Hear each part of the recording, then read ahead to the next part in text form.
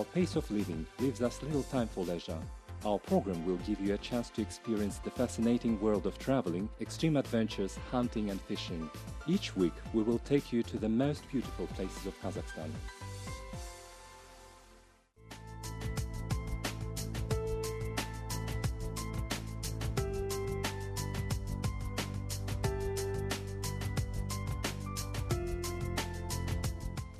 I've been trying to find an uninhabited place for many years with pristine nature as it was 100 and even 1000 years ago. I've visited a lot of places of our homeland in the search of a mythical terra incognita.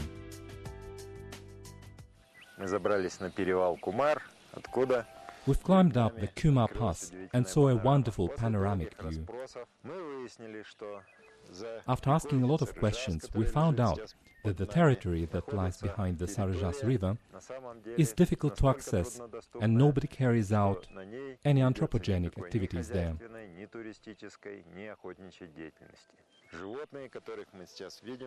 The animals live their lives. There are no stock farms here. So nature here should be as it was tens or hundreds of thousands of years ago. Должна оставаться в том виде, в каком она была десятки и сотни тысяч лет назад.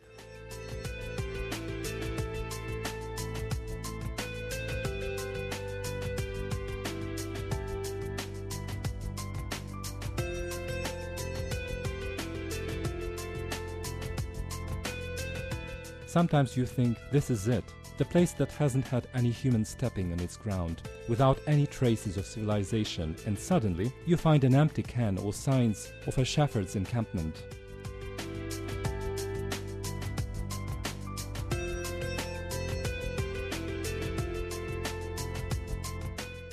One day I visited the Heavenly Mountains, central Tian Shan, where the Saryzhaz River heads into glaciers of the mountains of a 7,000 meters height.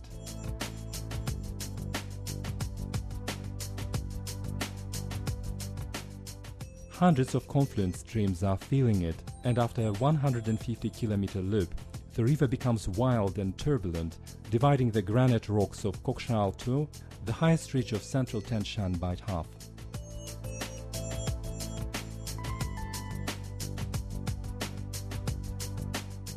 Millions of cubic meters of water, which gather in masses at the bottom of Hunting Green Mountain, within the southern Inilchek Glacier, were named Mezhbache Lake. Mysterious unexplored valves are hidden deep in the lake. Each year they melt at the beginning of August and water flows out of the Mezhbache Lake.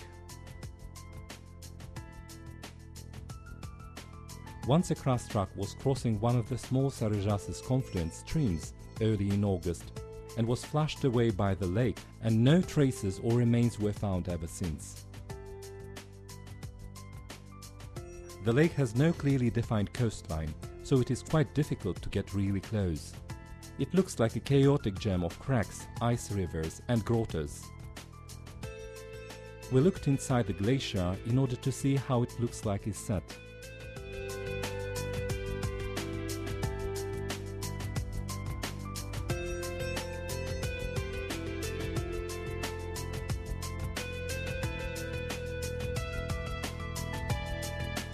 If the Inilchek's headwaters, main Saryzhaz's confluent stream, looks like that in September, we can only imagine how it looked like at the beginning of August when Mezhbache visited in.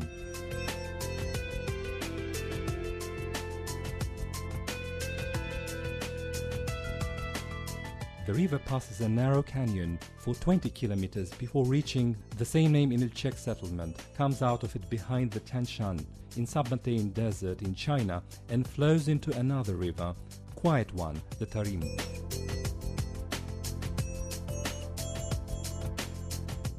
We have divided our expedition into two stages. The first stage was planned in September.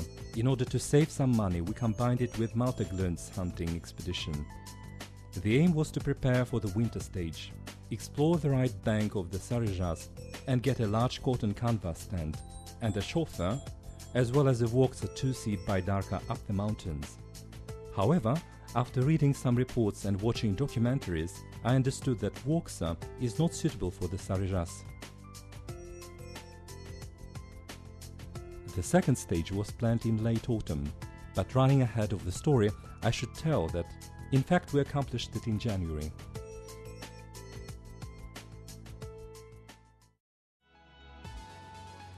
We studied all the information from all the public sources available before the expedition. As a result, we understood that sailing on the river is very difficult and often led to losses of lives. In 1995, a group of trailblazers led by Mr. Papush, a very experienced boater, decided to challenge the river. The expedition lost one participant, Alexei Schanov. In 1997, Mr. Nekrylev, captain of the new team, said before their trip, "Sailing down the Saryzhaz is like visiting hell." This time Tahir Akhямov died during the expedition. The legend said that Jantal Basmach was among the first to explore this land. The story of his confrontation with Kutan Tugroev, his former subordinate, is well known to each resident of this land. Jantai killed a policeman on the market in the town of Przhevalsk before the Great October Revolution and went hiding in the mountains. For many years he escorted opium caravans to China. Border Patrol tried to storm the Koikap Pass via Kızılkapçagay Gorge 5 times but did not succeed. Kutan Torgoev was Jantai's soldier Asker, almost slave those days. The captain could kill any of his subordinates. One day, the slave stood against Jantai and became the state's agent, and People's Volunteers Corps commander afterwards. Kutan accomplished a military unit which consisted of border patrol agents and Chinese soldiers from China and destroyed Jantai's group.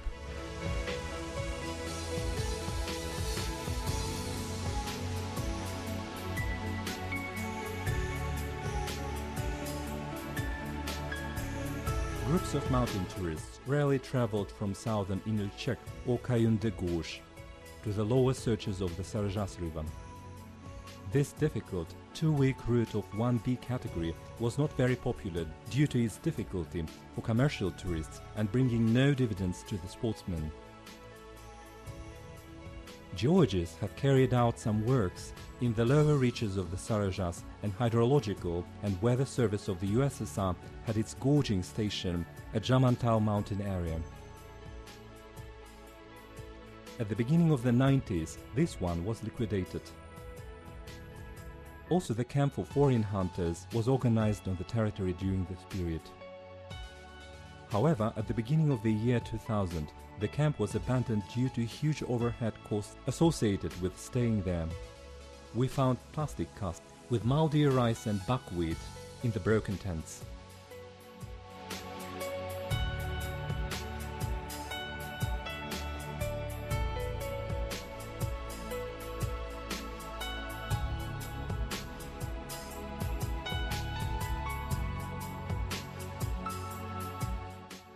Malte Glöns was collecting the ethnographic material during our trip. Visit to Inilchek has added some materials to his collection, and he also started to realize what the rest of the trip would be like. Malte told us that this scenery could be used as decorations to a movie version of Cormac McCarthy's The Road novel. Local guide showed us his home settlement.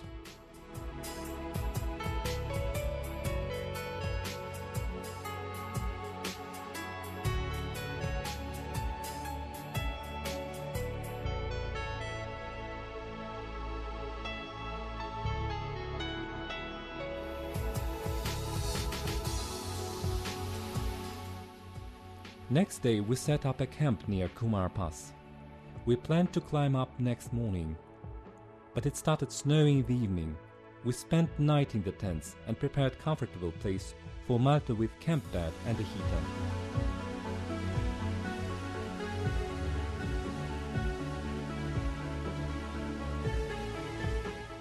Wet snowfall continued throughout the night.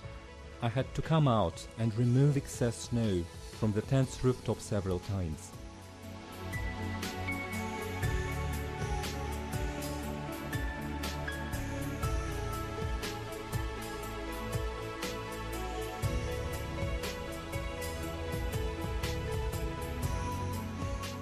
In the morning our guest said this is too much even for such experienced traveler like him.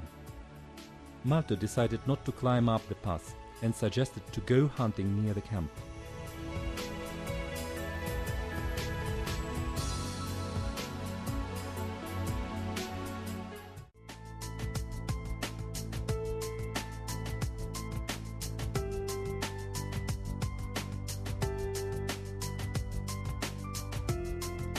"340 meters turned out to be too far for the hunter and he missed his chance. Time of the expedition was running out and we had to leave Mr. Glunz. He continued hunting with 2 guides and we went up the pass. We had to get the tent by darka, camp outfit, generator via mountain pass, set up the camp, cross to the right bank of the river and explore it in detail. The height of the pass is almost 3,700 meters above the sea level.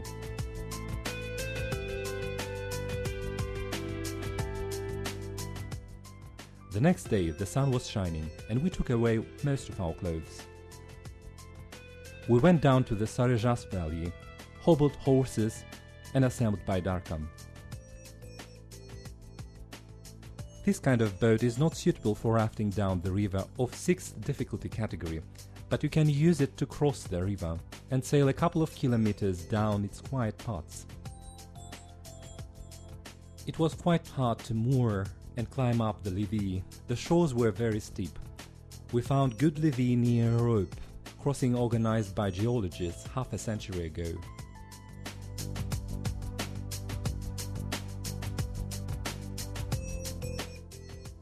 We saw a lot of argales on the left shore of the river, the Tianshan argale in particular.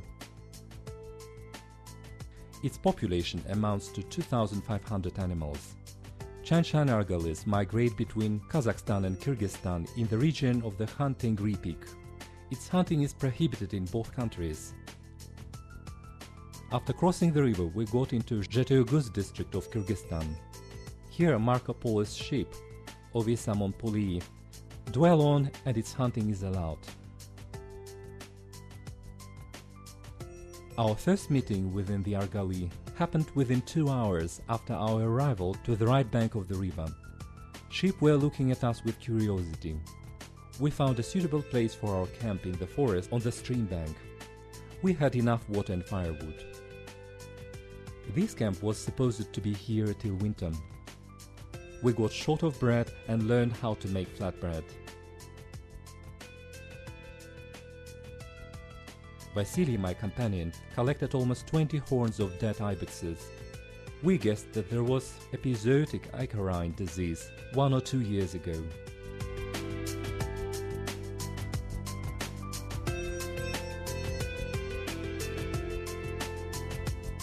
The beauty of this place touched not only our feelings. Early hunters have drawn the pictures of their trophies on the rocks.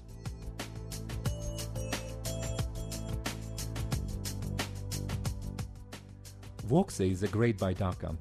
We crossed the Saryzhaz River, using it many times, but then decided to shoot the rapids and film this. We forgot about the filming soon, and Vasya rushed to rescue me and the boat. I would not advise to sail the Saryzhaz River, like we did, especially without life jacket. I think that we could have lost the boat without Vasya's help. The boat was rescued, but we lost the oar.